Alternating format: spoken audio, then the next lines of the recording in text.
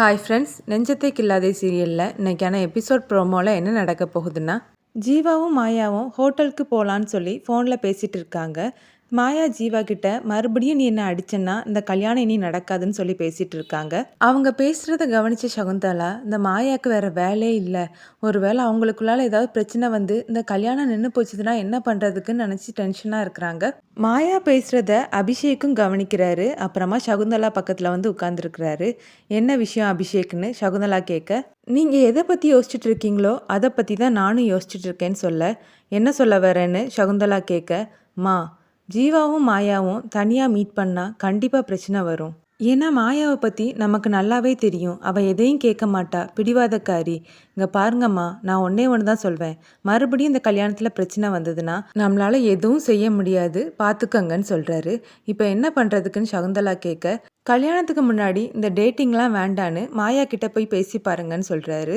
அவள் இதெல்லாம் கேட்க மாட்டான்னு சகுந்தலா சொல்ல, அப்போ வேறு வழியே இல்லை, மதுமிதாவை யூஸ் பண்ணிட வேண்டியதுதான்னு அபிஷேக் சொல்ல, நீ என்ன சொல்ல வரேன்னு சகுந்தலா கேட்குறாங்க. பேசாமல் மதுமிதாவையும் பிக் பிரதரையும் கூட அனுப்பி வச்சிருங்க. மதுமிதா ஜீவாவை பார்த்துப்பா. அதே மாதிரி பிக் பிரதர் இருக்கிறதுனால நம்மளோட மாயாவும் அமைதியாக இருப்பா, எந்த பிரச்சனையும் வராதுன்னு சொல்கிறாரு.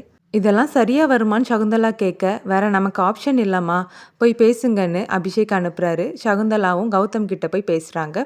நீயும் மதுமிதாவும் ஒருத்தருக்கு ஒருத்தர் புரிஞ்சிக்க இது ஒரு நல்ல வாய்ப்புன்னு சொல்கிறாங்க. அதெல்லாம் ஒன்றும் வேண்டாமான்னு கௌதம் சொல்கிறாரு.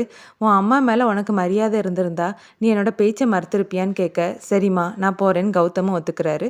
அதே மாதிரி சகுந்தலா மதுமிதா கிட்டேயும் ஃபோனில் பேசி ஒத்துக்க வைக்கிறாங்க.